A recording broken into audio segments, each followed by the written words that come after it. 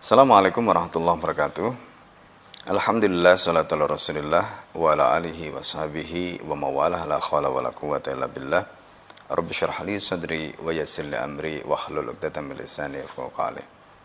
Para pemirsa yang dimuliakan Allah, bencana yang terjadi bertubi-tubi hari-hari ini menghampiri kehidupan umat di negeri ini. Apa yang sesungguhnya terjadi? Ada dua hal yang sering mengemuka. Pertama adalah persoalan teknis keilmuan. Bencana dinisbatkan sebagai gejala alam karena Indonesia berada pada 3 lempengan patahan bumi. Kemudian ini hanya dijelaskan seolah-olah sebagai peristiwa alam biasa. Tetapi ada hal lain yang juga tidak bisa kita pungkiri. Sesungguhnya bencana ini selain merupakan fenomena alam, di balik itu Allah Subhanahu wa taala banyak mengabadikan peristiwa ini dalam Al-Qur'an. Ada yang dikaitkan dengan dosa, ada yang itu menjadi peringatan kita semua.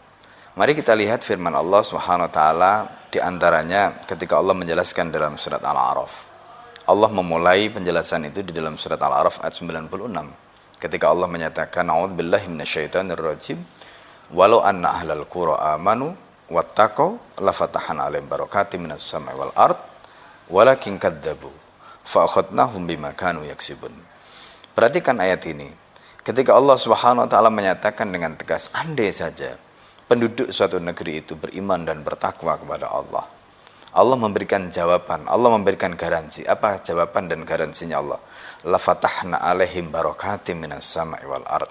Allah berjanji, kata Allah, kami pasti akan bukakan keberkahan kepada mereka dari langit dan bumi.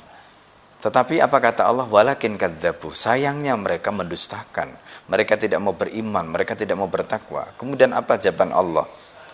Di situ ada fa' ta'kib yang memberikan jawaban akibat dosa-dosa mereka, akibat pendustaan mereka, akibat ketidaktakwaan mereka. Fa'akhadnahum, maka kami siksa mereka. Bima kanu yaksibun, bisa babi amalihim, yaitu disebabkan karena perbuatan dosa atau kemaksiatan mereka. Jelas ayat ini menyatakan seperti itu. Mari kita lihat firman Allah berikutnya di dalam surat Al-A'raf ayat 97. Ketika Allah Subhanahu wa taala menjelaskan, afa amin ahlul qura, apakah merasa aman penduduk suatu negeri? Ayatiyum ba'suna, untuk dihampiri atau didatangi adab kami, bayatan di waktu malam, wahum naimun, ketika mereka sedang tertidur. Awa amin ahlul qura ayatiyahum ba'suna duha wahum yal'abun, apakah merasa aman penduduk suatu negeri itu akan didatangi adab kami ketika waktu duha, ketika mereka sedang bermain? Kemudian Allah menjelaskan lagi, afa aminu makrallah, apakah mereka merasa aman dengan makarannya Allah? Kemudian Allah menyatakan, fala ya'manu, maka tidak akan merasa aman makrallah, terhadap makarannya Allah, illal qaumul khasirun, kecuali orang-orang yang rugi. Artinya mereka yang ahli maksiat, mereka merasa biasa-biasa. Mereka menganggap bahwa itu adalah seolah-olah peristiwa alam. Mereka tidak menganggap bahwa itu adalah peristiwa yang serius. Mereka tidak menganggap bahwa ini adalah perkara yang luar biasa. Ingat, ketika Allah Subhanahu wa taala menyatakan kepada Nabi sallallahu alaihi wasallam, Allah memberikan gambaran bahwa memang Allah tidak akan menyiksa umat ini ketika Nabi masih ada. Maka di zaman Nabi sallallahu alaihi wasallam tidak pernah terjadi gempa bumi. Tetapi pas Rasulullah SAW wafat, peristiwa itu terjadi. Kapan peristiwa itu terjadi? Ketika Umar bin Khattab menjadi khalifah. Maka ketika gempa bumi itu terjadi, Umar bin Khattab radhiyallahu anhu pada waktu itu berdiri di atas mimbar Masjid Nabawi. Lalu kemudian tongkat beliau dikedukkan. Seraya mengatakan kepada kaum muslimin, ya ma'saran nas, ma asra'a ma hadastum, alangkah cepatnya balasan dari dosa yang telah kalian lakukan. Artinya bahwa dosa itu atau maksiat itu mengundang pembalasan dari Allah Subhanahu wa taala berupa adabnya tadi. Fa akhadnahum bima kanu yaksibun, kata Allah, maka kami adab mereka bima kanu yaksibun, karena dosa mereka. Para pemirsa yang dimuliakan Allah. Karena itu ayat-ayat tadi mengaitkan antara adab dengan dosa. Jangan dikira ketika kita melakukan maksiat, adab itu hanya diberikan oleh Allah di akhirat. Tidak. Di dunia pun Allah menggunakan kalimat itu.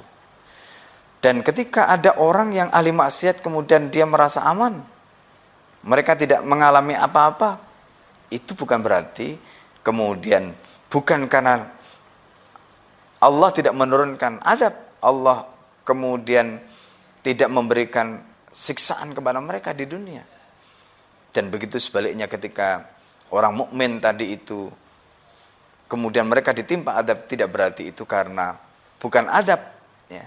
Karena dalam hadis Rasulullah SAW, hadis riwayat Imam Ahmad, itu ada penjelasan ketika amar ma'ruf dan nahi mungkar itu ditinggalkan, kemaksiatan merajalela, maka Allah akan menimpakan adab.